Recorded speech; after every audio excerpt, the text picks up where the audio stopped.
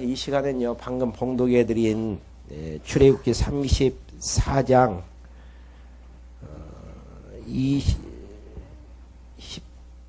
18절부터 하나님께서 두 번째 시내산 언약을 세우시면서 당부하시는 내용, 여러분들에게 계속해서 강론해 드리려고 합니다. 다시 한번 34장이 차지하고 있는 본문 내용 간략하니 정리해 드리고 34장 18절부터 강론해 드리겠습니다.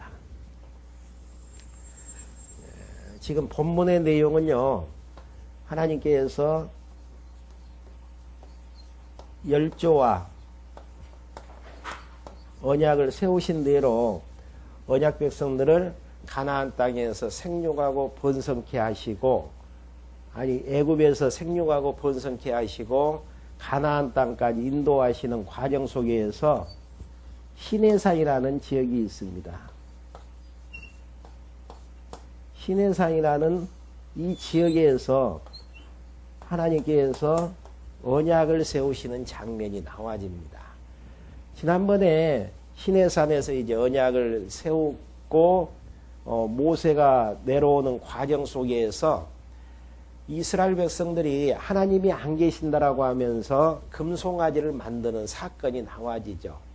그래서 모세가 화가 나서 그 두 돌판을 위에서 이제 던짐으로 시내산 언약이 파괴가 되어집니다.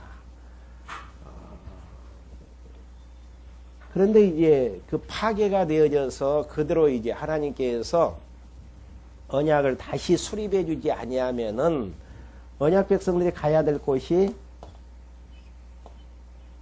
가나안 땅이거든요. 그러면 가나안 땅까지 하나님께서 인도해 주시는 이유는 이곳에서 행복하니 잘 살라라는 이야기가 아니고, 출애굽게 하셨던 애굽이죠. 애굽에서 많은 재앙으로 출애굽게 하셨던 여호와 하나님을 기억해서 그 여호와 하나님을 경외케 하시려는 목적이 있단 말입니다. 그러면은 여호와 하나님을 경외하려면은 여호와 하나님 생각으로 가득 차져야 돼요. 그 이야기는 여호와 하나님에 대한 생각으로 가득 차져서 잊어버리를 안 해야 된단 말입니다. 그래서 이제 하나님께서는 시내산 언약을 세워주심으로 그 시내산 언약만 보면은 출애굽게 하셨던 여호와 하나님을 잊어버리지 않고 항상 경외할 수 있도록 만들어 주시는 것인데, 이 내용이 이제 파괴가 됐잖아요. 그래서 다시 언약을 하나님께서 이제 수립해 주시는 내용이 지금 본문에 이치하고 있는 내용입니다. 그러니까 비록 언약 백성들이 범죄해서 언약 자체가 파괴가 되어졌지만은 언약 백성들을 거룩한 백성으로 삼으셔서 가나안 땅으로 인도해 주시고 가나안 땅에서 여호와 하나님을 경외케 하시기 위해서 다시 한번 언약을 수립해 주시는, 그래서 이제 지난 시간 마무리를 지으면서 여호와 하나님 자신에 대한 소개가 나와지죠. 어떤 소개가 나와지냐면요, 나는 여호와다. 그러니까 약속대로 이루시는 여호와라는 거, 약속대로 이루신다라는 이야기를 다시 한번 내세우는 이유는 어디가 있는가? 애굽에서도 생육하고 번성케 하셨던 약속을 이루셨던 여호와 하나님께서 범죄하고 타락했지만은 가나안 땅까지 다시 하나님께서 그 언약을 이루어 주시기 위해서 인도해 주신다라는 사실입니다. 그러면서 하나님이 여호와이시기 때문에 여호와는 자비롭고 은혜롭고 노하기를 더디하시며 또 인자를 천대까지 베풀지만은, 수천 대까지 베풀지만은 형벌은 3, 4대까지 베풀겠다라고 말씀해 주시는, 1000대하고 3, 4대, 지난 시간에도 말씀해 드렸지만은 하나님이 우리에게 베푸시는 은총은 영원한 것이고, 하나님께서 우리가 잘못해서 깨닫게 하기 위한 징계의 내용은 잠깐이라는 의미를 담고 있습니다. 그러니까 우리가 이제 의지하고 하나님 앞에 아버지라고 부를 수 있는 그런 담대함이 하나님이 여호와이시다라는 그 말씀의 근거에서 가능한 부분이죠. 우리가 일주일 동안을 살아나가면서 하나님 생각보다는 내 생각을 많이 하면서 살아왔던 우리잖아요. 하나님의 뜻이 이루어지기보다는 내 뜻이 이루어지기를 바라면서 살아왔던 우리다면은 그 모든 것들이 하나님 앞에서 범죄하면서 살았다라는 이야기죠. 그러면은 하나님의 진노가 계속 내려져야 되는데 하나님의 진노가 내려지지 않잖아요. 그 이유는 이스라엘 백성들에게 하나님께서 베푸시는 자비와 긍휼은 천대이고 형벌은 삼사대라고 이야기하신 것처럼 영원한 하나님의 은총이 지금에도 베풀어 주시는 데에서 우리가 진노받지 않고 영원한 하나님 나라를 향해서 한 걸음 한 걸음 전진해 나갈 수 있다라는 사실입니다. 이렇게 이제 하나님께서 자기 자신을 여호와로 소개하신 다음 가나안 땅까지 보내주시기로 약속을 하시면서 가나안 땅 들어가서 주의해야 될 것을 이야기하는 장면이 본문에 위치하고 있습니다. 지난 시간 마무리 짓는 부분에서는 가나안 땅 들어가거든 절대 그 가나안 땅에 사는 족속들하고 언약 세우지 말라라는 거, 평화조약을 맺지 말라라는 이야기죠. 평화조약을 맺는 이유는 이스라엘 백성들은 400년 종살이 했던 종의 민족이잖아요. 그리고 7 족속들은 강한 족속들이고 그들에게 침략을 당하지 아니하고 살고 이제 거기에서 이제 계속 삶을 영위하기 위해서는 평화조약을 맺어서 서로 해끼치지 않게끔 그렇게 만드는 게 인간들의 본성이라는 이야기예요. 근데 언약을 세우지 말라라는 의미는 가나안 땅까지 인도해 주신 분이 하나님이시고 그 하나님이 가나안 땅에서도 지켜주실 것이다라는 그 말씀의 의미를 담고 있는 부분입니다. 그러니까 이제 우리가 이 세상을 살다 보면은 세상과 타협하는 이유도 세상과 타협하지 않고서는 참 이 세상을 편안하게 이제 살 수 없다라는 그것 때문에 이제 그런 생각에서 그런 결론을 짓게 되어지거든요. 근데 우리가 성경을 통해서 하나님을 배우게 되어지면은 역사의 주관자는 세상의 강한 세력이 아니고 하나님이시다라는 사실들이 확인할 수 있는 내용들이 창세기부터 요한계시록 66권까지 수없는 내용으로 가득 차져 있습니다. 그러니까 아무리 세상과 타협을 한다고 할지라도 하나님이 허락하신 일들이면 가능하겠지만은 하나님이 허락지 않는 일들은 안 되어지는 것이고요. 하나님께서 보호하시면 가능하지만은 보호하지 아니하면 강한 세력이 우리를 보호한다고 할지라도 그 세력은 무너지고 파괴될 수밖에 없다라는 사실. 그래서 가나안 땅 들어가거든 그들과 언약을 세우지 말라. 그러면서 우상 섬기지 말라라는 거.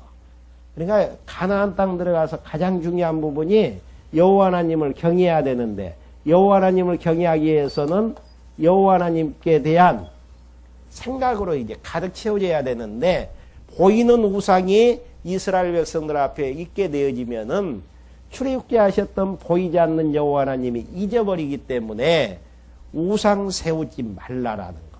그러면서 이제 18절 본문으로 들어갔습니다. 34장 18절부터 이제 보시면은 안식일과 77절과 수장절을 지킬 것을 명하시는 내용입니다.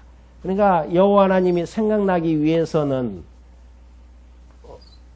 가나안 거민들과 언약 세우지 말고 우상 세우지 말고 절기를 지키라는 거.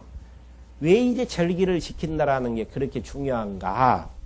여기 보면 이제 안식일, 77절, 수장절. 이 이제 나와지는데 한번 읽어가면서 하나하나 정리할 수 있도록 하겠습니다. 무슨 이제 절기의 의미가 있간데 절기를 지키라고 말씀을 하고 있는가. 18절 보시면은 너는 무교절을 지키되 내가 내게 명한 대로 아비올 그 기간에 7일 동안 무교병을 먹으라. 이는 내가 아비롤에 애굽에서 나왔음이니라. 그러니까 6월절 무교절 절기라고도 하거든요. 왜 이제 무교절 절기라고 하냐면은 누룩을 넣지 않는 빵을 일주일 동안 먹어요. 그러니까 이스라엘 백성들이 365일 동안은 참 영양가 있고 맛있는 빵을 이제 먹고 살게 되어지죠. 그런데 1년에 일주일만큼은 그냥 밀가루로 버물린 그 이제 빵만을 먹게끔 한단 말입니다. 그러면 이제 자식들이 물어볼 거 아니에요. 우리에게 맛있는 빵을 주다가 왜 이렇게 맛없는 무교병을 먹어야 됩니까?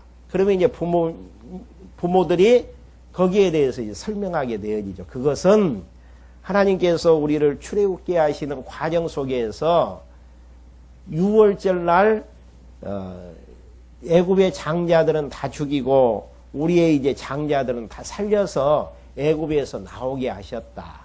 그래서 그 애굽에서의 종의 고난을 다시 한번 생각나게 하기 위해서 일주일 동안 무교병을 먹고 또 보면은 이제 뭐 씀나무를 먹는다든지 이런 행사를 진행해 나가는. 그러니까 중요한 부분은 절기를 지키는 의식 자체가 중요한 게 아니고 그 의식이 담고 있는 의미가 중요하다라는 이야기입니다. 아무리 맛없는 빵을 먹으면서 불평불만 해버리면은 하나님 잊어버리고 하나님 경외하지 않는다라는 이야기죠. 그러지만은 비록 맛없는 빵을 먹는다고 할지라도 하나님 기억하면서 애굽에서 출애굽게 하셨던 여호와 하나님을 기억할 수 있다면은 빵을 먹는 의미가 있는 것이죠. 그러니까 우리가 이 세상을 살아나가면서 의미 있게 인생을 산다라는 것. 살아계신 하나님이 확인되어져야 되고요.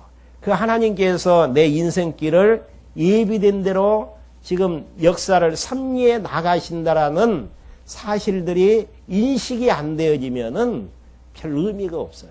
고생하는 것도 의미가 없고 힘든 것도 의미가 없고 먹을 것 입을 것 안 입으면서 교회를 위해서 희생하고 사랑의 수고를 했던 것도 별 의미가 없는 것이고요. 그러니까 중요한 것은 항상 우리의 삶 가운데에서 의미 부여를 하면서 살아나가야 되는데 그 의미 부여라는 것은 살아계신 하나님께서 예비된 인생길을 선한 길로 인도하신다라는 대전제에서 이러한 내용들을 음미하지 못하면은 아무 낙도 없이 이 세상을 살아나갈 수밖에 없는 것입니다. 그러니까 너무 형식이나 의식, 틀에 매이다 보면은 의미를 잊어버릴 때가 있죠. 그러니까 일주일 동안 맛없는 빵 먹는 그 자체가 중요한 게 아니고 맛없는 빵을 통해서 출애굽게 하셨던 여호와 하나님을 다시 한번 기억나게 하신다라는 것. 이게 더 의미 있는 생각이라는 이야기죠. 그러면서 19절 무릇 초태생은 다 내 것이며 무릇 내 가축의 쑥것 처음 난 우양도 그러하며. 왜 이제 초태생은 여호와 하나님 것인가? 6월절 재앙이 베풀어지는 그 과정 속에서 바로의 장자들은 다 죽었단 말입니다. 바로와 애굽의 장자들은 다 죽었는데 이스라엘 백성들의 장자들은 문설주에 피를 바르게 함으로 죽음의 재앙이 오게 되어졌을 때에 죽음의 재앙이 문설주에 발라진 양의 피를 보고 넘어가게 되어져서 다 살게 되어지는. 그래서 첫 태생은 하나님 앞에 돌리게 되어지는 이러한 이제 과정들을 통해서 출애굽게 하셨던 여호와 하나님을 기억해 하시려는 섭리의 내용이죠. 그러면서 무릇 내 가축의 쑥것 처음 난 우양도 다 그러하며 짐승도 마찬가지죠. 나귀의 첫 새끼는 어린 양으로 대속할 것이요. 그러니까 왜 이제 나귀만큼은 첫 새끼를 하나님 앞에 바로 드리지 못하는가? 부정한 짐승이기 때문에 양으로 바꾸어서 제사를 대속하게 되어지고 그렇게 아니하려면 그 목을 꺾을 것이며 부정한 짐승이기 때문에 목을 꺾어버려서 꺾으라는 이야기. 내 아들 중 장자는 다 대속할지며 빈손으로 내 얼굴을 보지 말지니라. 그러니까 장자들을 또 직접 하나님 앞에 제물로 드릴 수는 없잖아요. 그러니까 어린 양으로 대속물을 바꾸어서 다 하나님 앞에 드리는 이런 의식을 통해서 애굽의 장자들은 하나님께서 다 죽이셨는데 이스라엘 민족의 장자들은 다 살리셨던 여호와 하나님의 긍휼과 사랑을 다시 한번 깨닫게 되어지는. 그러니까 하나님의 말씀이 들려와야만이 깨달음이 있고 깨달음이 있었을 때에 감동 속에서 날마다의 삶을 의미 부여하면서 살 수 있는 우리의 삶이 전개가 되어진다는 이야기죠. 그러면서 21절, 그러니까 20절까지는 무교절과 유월절을 지키라고 명하시면서 안식일을 지킬 것을 말씀하시죠. 너는 엿새 동안 일하고 이제 7일에는 쉴지니 밭갈 때나 거둘 때에도 쉴지며. 그러니까 애굽에서 나왔을 때하고 나오지 않았을 때하고 큰 차이점 한 가지가 있습니다. 무슨 차이점이냐면은 애굽에서는 6일 일하고 하루 쉴 수가 없어요. 애굽 국가에게는 이스라엘 백성들이 노동력이고 국가의 경쟁력이 되어지기 때문에 그래서 계속 일을 시켜야 되는데 하나님께서 출애굽게 하신 다음부터는 6일 동안은 열심히 일하고 하루만큼은 안식일을 지킬 것을 명하게 된단 말입니다. 이때는 아무리 바쁜 농번기라고 할지라도 하루는 쉬어줘야 돼요. 그러니까 쉬는 그 자체를 왜 하나님께서 그렇게 강하게 이제 명령을 하시는가? 하루 쉬는 그날을 통해서 출애굽게 하셔서 6일 일하고 하루 쉬게 하시는 여호와 하나님을 다시 한번 생각나게 하시려는. 그러니까 계속 의미 부여잖아요. 그러니까 우리는 지금 안식일을 지켜야, 많은 간혹 이제 어떤 분들은 안식일을 지켜야 되느냐 안 지켜야 되느냐 여기에 관심이 있어요. 저도 이제 어렸을 때에 신앙생활을 하면서 주일날은 짜장면도 시켜 먹어서는 안 된다. 어디 여행도 가서는 안 된다. 왜? 안식일을 지켜야 되기 때문에. 그런데 이제 관심들이 있고 그렇게 이제 교육을 받아왔단 말입니다. 근데 안식일을 지켜야 된다면은 토요일날 지키는 게 더 맞아요. 그러니까 제7일 안식교회에서는 토요일날 쉬잖아요. 그러니까 이제 뭐 여기도 채식 뷔페가 있는지는 모르겠지만 강주에서도 채식 뷔페집은 주로 이제 안식 제7일 안식일주의자들이 운영하는 데단 말입니다. 그때만큼은 철저해요. 그리고 이제 고기도 먹지 아니하고 채식으로만 이제 장사를 하게 되어지는. 근데 우리는 지금 오늘 모이는 것은 주일로 모인단 말입니다. 주일은 안식후 첫날 예수 그리스도가 숨도 안 쉬고 구약의 율법에서 요구하시는 토요일날 안식을 다 이루시고 부활하신 첫날이기 때문에 기쁘고 즐거운 날이죠. 그러니까 뭐 이런 의미를 안식일이냐 아니냐 이런 쪽에서 접근하기보다는 왜 하나님께서 안식일을 지키라고 말씀해 주셨을까? 애굽에서는 쉴 수가 없었는데 하나님께서 출애굽게 해주심으로 하루를 쉬게끔 만들어 주셨던 여호와 하나님을 다시 한번 기억해 하시려는. 신약을 사는 우리는 율법과 죄에서 하나님께서 해방시켜 주심으로 참 평강을 얻게 되어졌거든요. 그러니까 여기에서 이제 중요한 부분은 하나님이 나에게 평강을 주셨기 때문에 너무너무 좋다. 나는 율법에서 벗어났으니까 평강을 누리는데 너는 율법에 매여서 사니까 참 힘들지. 이런 쪽으로 생각이 되어진다면은 의미 부여를 하지 못하는 삶의 모습이죠. 우리가 의미 부여를 한다면은 이 평강이 오기까지 구약에서 그리스도 보내시기로 하나님께서 약속해 주셨고 신약을 사는 우리에게 2000년 전 독생자 예아들 예수 그리스도를 이 땅에 보내셔서 우리 죄를 다 짊어지시고 십자가에 죽게 하심으로 우리의 죄의 모든 것들을 청산해 주셨고 우리를 의롭다고 하시기 위해서 사흘 만에 부활케 하셨던 하나님의 은혜와 사랑을 다시 한번 생각할 수 있다면 그 은혜의 감동 속에서 행복한 신앙생활이 가능하게 되어진단 말입니다. 그러니까 평강을 누리는 그 자체가 중요한 게 아니고 평강이 오기까지 어떤 과정 속에서 나에게 참 평강이 주어졌고 평강을 하나님께서 주시는 이유가 무엇인가? 언약대로 나를 구속해 주셨던 여호와 하나님을 다시 한번 기억할 수 있다라는 사실. 그러니까 의미 부여하지 않는 삶을 살아나간다면은 인생에 재미가 하나도 없죠. 타성에 젖을 수밖에 없고. 그러니까 우리는 생각하면서 살아야 된다니까요. 너무 바쁘게 살다 보니까 우리에게 참 평강을 주신 자유를 주신 여호와 하나님을 잊어버리고 살아나갈 때가 너무너무 많다라는 이야기죠. 왜 하나님께서 유월절 무교절 지키고 안식일 지키라고 명하신지 아시겠죠. 그 다음에 22절 77절 또는 맥추절의 초실절을 지키고 절기가 유월절 무교절이라고도 해요.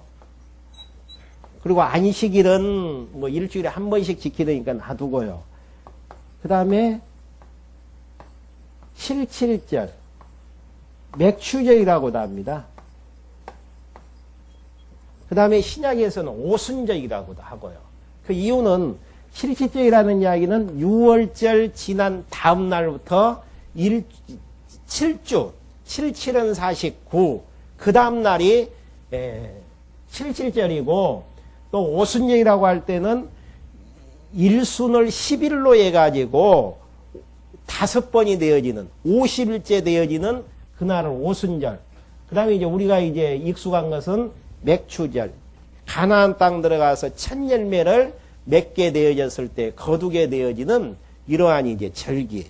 왜 맥추절을 지켜야 되는가? 구약시대 때에는 출애굽게 하셔서 가나안 땅으로 하나님께서 인도해 주신단 말입니다. 그러면 광야 40년 동안 출애굽게 하셨을 때 40년은 하늘에서 내리는 만나를 먹으면서 살았어요. 근데 실제로 아브라함과 이삭과 야곱에게 약속하셨던 것처럼 가나안 땅을 주심으로 거기에 씨앗을 뿌려서 첫 열매를 맺게 되어졌단 말입니다. 그러면 출애굽게 하셔서 가나안 땅을 허락해 주신 여호와 하나님을 다시 한번 기억할 수 있다. 첫 열매를 거두면서 아브라함과 이삭과 야곱에게 가나안 땅 주신다고 약속해 주셨는데 진짜 하나님께서 우리를 가나안 땅까지 인도해 주셔서 첫 열매를 거두게 하셨다. 그러니까 맥추절을 통해서 누구를 기억해 하는가? 가나안 땅에서 첫 열매를 거두게 하신 하나님을 다시 한번 생각나게 하시는. 그러니까 의미 부여의 삶이 되어지지 아니하면 여호와 하나님 절대 경에 나갈 수 없고요. 타성에 젖으면서 신앙생활 할 수밖에 없는 것입니다. 그러니까 우리가 이제 살아나가면서 하루하루가 무료하고 타성에 젖어서 지루하게 생각되어지고, 하나님께서는 내 뜻보다는 안 되는 것을 더 내 앞에 이제 펼쳐나가시는 이런 하나님에 대해서 불평불만이 싹틀 때가 많죠. 그것은 의미 부여가 안 되어지는 데에서. 말씀을 통해서 하나님이 생각나져야 되고, 그 하나님께서 내 인생길을 인도해 가시는 하나님의 숨결을 맛보지 못하는 데에서. 그 다음에 또 한 가지 이야기하죠. 가을에는 수장절.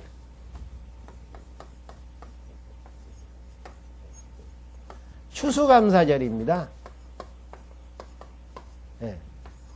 마지막 이제 열매를 맺히게 되어지는 수장절이라고 하고 장막절이라고 하죠.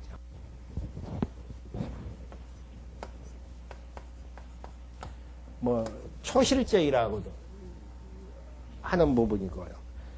그러니까 그거 보면 수장절, 장막절, 초막절 그렇게 이제 지키는 이것은 가나안 땅에서 그 한 해의 마지막 거둬들이는 열매를 이야기하는 부분입니다. 처음 열매, 마지막 열매를 맺히게 되어지는 이러한 부분들이 다 이 오실 예수 그리스도를 예표하는 내용이죠. 그러니까 유월절 같은 경우는 그리스도의 십자가의 죽으심, 그다음 초실절은 예수 그리스도의 부활, 그다음에 수장절은 다시 예수 그리스도가 오셔서 알곡과 쭉정이를 이제 나누는 작업들, 이러한 모든 것들이 다 예수님 안에서 이루어졌단 말입니다. 그렇기 때문에 우리는 맥추제를 지키는 것도 아니고 장막제를 지키는 것도 아니고, 지킨다면은 하루하루 영적인 산제사를 통해서 약속대로 이 땅에 예수 그리스도를 보내주셨던 여호와 하나님을 다시 한번 기억해서 생각나고 찬송해 나가는 모습들.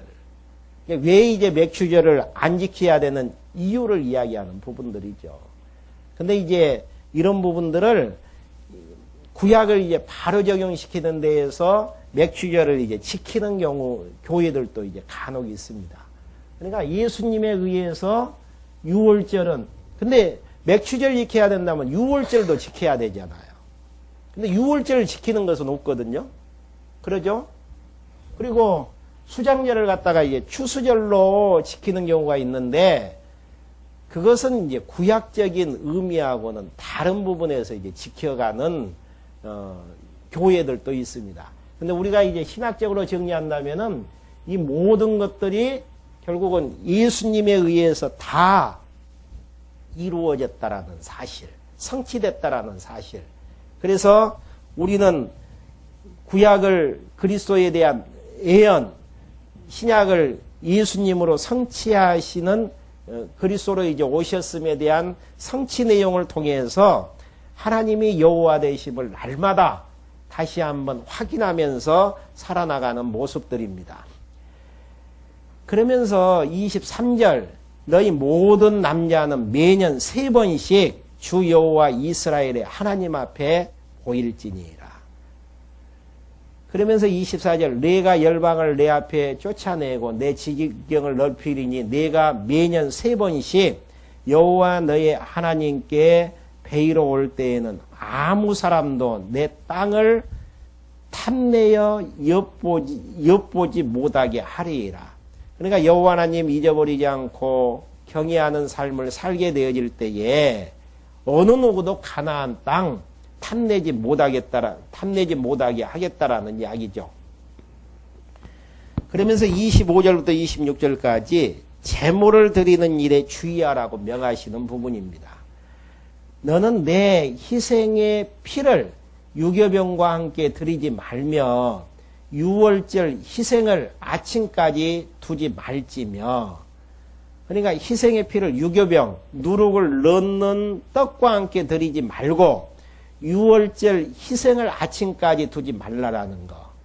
그러니까 유월절 희생은 하나님 앞에 거룩한 거잖아요. 그렇기 때문에 그렇게 하라는 이야기고, 그 다음에 너희의 토지 소산에 처음 익은 것을 가져다가 너희 하나님 여호와의 전에 드릴지며. 그러니까 여기 보면 이제 토지에 처음 익은 것을 가져다가 여호와 하나님 전에 드리라는 거. 그러니까 앞부분에서는 장자와 첫 태생, 그 가축의 이제 첫 태생을 드리라고 했는데, 여기에서는 처음 익은 땅의 소산을 드리라는 이야기는 앞에서 이제 장자와 숫것을 이제 짐승의 숫것을 드릴 것에 대한 내용이 이제 같은 맥락에서 잊어버리지 않고 하기 위해서 그렇게 이제 해나가는 부분들입니다. 그러면서 드릴지며 너는 염소 새끼를 그 어미의 젖으로 삶지 말지니라. 가나안 땅 들어가면은 보양식으로 염소 새끼를 그 어미의 젖으로 이제 삶는 그런 이제 그 가나안 풍습이 있습니다. 그대로 이제 행하게 되어지면은 출애굽게 하셨던 여호와 하나님을 잊어버릴 수가 있어요. 그 가나안 땅 문화에 젖어서 살다 보면은 여호와 하나님 잊어버리고 살 수밖에 없다라는 이야기죠. 그래서 이제 지난번에도 말씀해 드렸지만은 오고 오는 후대들에게 이 진리를 전승해 나가는 과정 속에서 물론 순수한 진리를 전승해 나가는 것들이 근본 목적입니다. 그러기 위해서는 기독교의 이제 아름다운 문화도 창출해서 결국은 물려나가는 모습들. 그러니까 그게 이제 왜 그렇게 되어져야 되냐면요. 결국은 진리가 전승하는 과정 속에서 우리 자신을 또 여호와 하나님을 경외하면서 잊어버리지 않고 살아나가야 되잖아요. 그러기 위해서는 세상 문화에 젖어 있다 보면은 하나님을 기억하고 생각할 수 없는 그런 이제 삶의 세태이죠. 그래서 우리만의 여호와 하나님의 숨결을 맛보면서 찬양하고 감사하면서 살아나가는 모습들을 우리가 이제 이야기하고 연구해서 그런 것들을 이제 창출해 나가는. 그러니까 여기에서도 문화 부분을 잠깐 내기에서도 이제 구체적으로 나와지겠지만은요. 염소 새끼를 그 어미의 젖으로 삶지 말라라는 거. 이건 가나안 땅의 가증한 문화예요. 그렇게 가증한 문화 따라서 세속적으로 가지 말고 결국은 하나님의 거룩한 백성으로서의 구별된 삶을 살아나갈 수 있도록 지금 만들기 위한 내용입니다. 그러면서 27절부터 35절까지 내용은요, 증거판 기록과 이제 수여하는 내용이 나와집니다. 그러니까 처음에 주셨던 두 돌판이 깨졌지 않아요? 그 내용을 이제 다시 한번 기록해서 하나님께서 두 번째로 이제 수여하시는 장면이죠. 여호와께서 모세에게 이르시되 너는 이 말들을 기록하라. 내가 이 말들의 뜻대로 너와 이스라엘과 언약을 세웠음이라 하시니이다. 모세가 여호와와 함께 40일 40야를 거기 있으면서 떡도 먹지 아니하였고 물도 마시지 아니하였으며 여호와께서는 언약의 말씀 곧 십계를 그 돌판에 기록하셨더라. 그러니까 그 돌판에 기록해 가지고 주시는 이유는 잊어버리지 않고 기억해 하시려는 섭리예요. 근데 우리는 성경 66권을 하나님께서 성령의 감동으로 기록해서 우리에게 허락해 주셨다라는 거. 그러니까 이스라엘 백성들은 십계명 율법의 내용만 봐도 출애굽게 하셨던 여호와 하나님을 잊어버리지 않고 살았단 말입니다. 그런데 우리는 창세기부터 요한계시록까지 성령의 감동으로 하나님이 어떠한 분이신가를 우리에게 알게 하시기 위해서 성경을 기록해 해서 우리에게 허락해 주셨다라는 사실. 성경을 보는 목적은 다른 게 아닙니다. 하나님이 어떠한 분이신가를 알고 그 여호와 하나님을 경외케 하시려는. 하나님 알지 못하면은 나라는 존재가 어떠한 존재인가를 깨닫지를 못해요.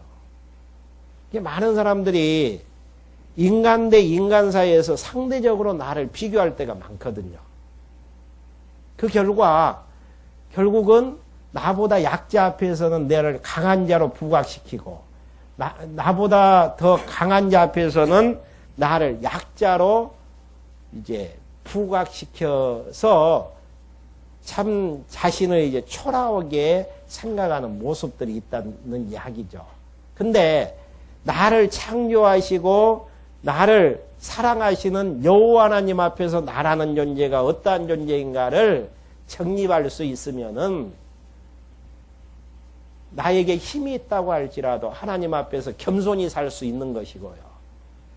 또 초라한 모습이 나에게 주어진다고 할지라도 하나님 앞에서는 당당하니 이 세상을 향해서 나갈 수 있는 힘을 얻을 수 있는 거라는 이야기입니다.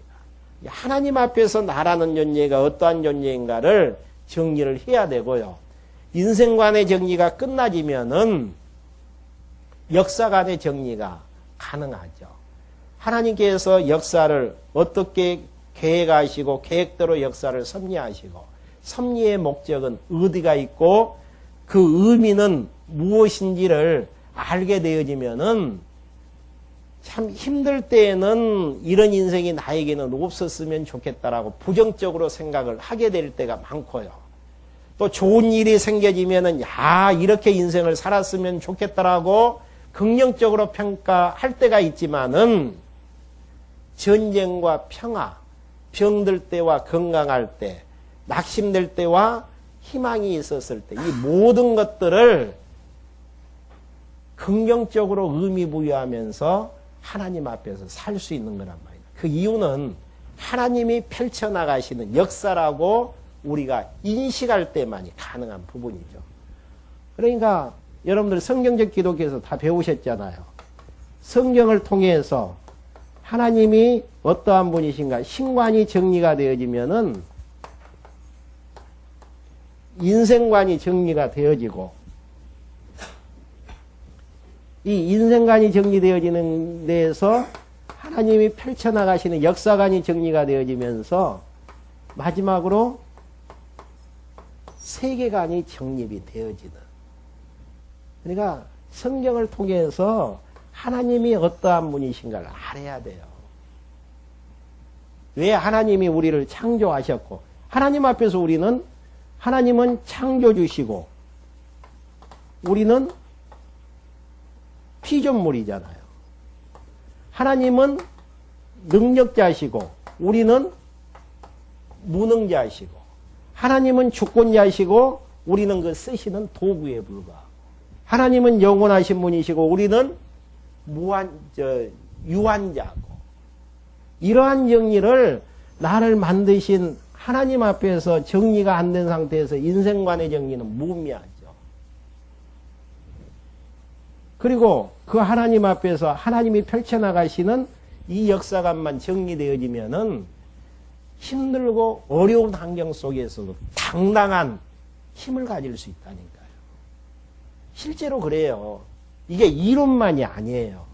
구약을 사는 신앙의 선배들, 신약을 사는 신앙의 선배들 다 그렇게 살아왔잖아요. 바울을 예로 들어요. 바울 하나님이 어떠한 분이신가를 성경을 통해서 알게 되어졌을 때에 자기가 배워왔던 모든 것들 다 배설물로 여겨버리고 그리스도를 아는 지식을 고상한 지식으로 받아들여서 인생을 펼쳐나가잖아요. 모든 기득권들 다 포기해버리고 남들이 가지 말려고 하는 이방인의 사도로서의 이방 땅에 복음을 증가하는 자로 감옥 속에 들어가도 그곳에서 예수가 그리스도라고 복음을 증거하게 되어지고 또 협력자가 없어도 하나님 앞에서 당당하니 그 일들을 감당해 나가는 이런 것들이 어떻게 가능한가? 성경을 통해서 하나님이 어떠한 분이신가를 알고 자기가 누구인가를 아는 데에서 하나님께서 그 일을 맡기셔서 쓰시겠다고 하는데 자기는 순종할 수밖에 없는 것이잖아요. 하나님 앞에 더 이상 이야기할 게 없어요. 그리고 자기가 가는 길 자체가 다 의미 있고 긍정적인 평가를 내리면서 하나님 앞에서의 인생을 펼쳐나가는 모습들. 그러니까 중요한 부분은 성경을 통해서 이 작업을 하는 게 중요하다니까요. 성경에 계시된 하나님이 어떠한 분이신가를 정리해 나가는 작업. 그 이유는 성경 66권이 하나님 자신에 대한 계시이기 때문에 그분 알지 못하고서는 인생관 정리할 수 없고요. 역사관 정리할 수 없고 그게 안 되는데 세계관 정리하는 것들은 불가능할 수밖에 없는. 그러니까 여기에서 십계명을 돌판에 기록되어지는 그 의미 자체가 지금 우리가 이제 살아나가는 현실 속에서 성경 66권을 우리에게 안겨주셨다라는 사실. 대단한 거예요. 그리고 이 성경을 바르게 해석할 수 있는 성경신학을 우리 때에 허락해 주셨다라는 사실. 너무너무 하나님 앞에 감사할 일들이잖아요. 그러니까 문제는 우리가 시간을 내어서 공부하지 못한 그런 부분이 있는 것이고 또 시간이 있더라도 거기에 별 관심이 없다 보니까 무의미한 인생길을 걸어갈 수밖에 없는.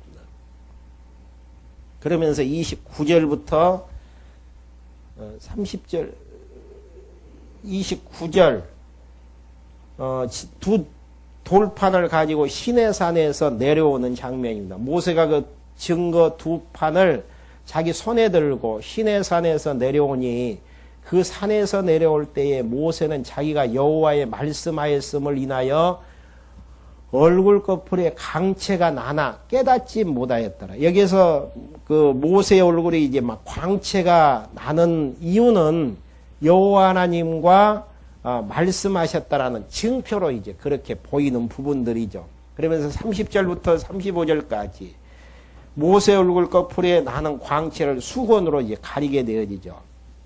아론과 온 이스라엘 자손이 모세를 볼 때에 모세의 얼굴 꺼풀에 광채 남을 보고 그에게 가까이 하기를 두려워하더니 얼굴이 빛나니까 모세에게 이제 함부로 가기를 두려워했다라는 것이죠.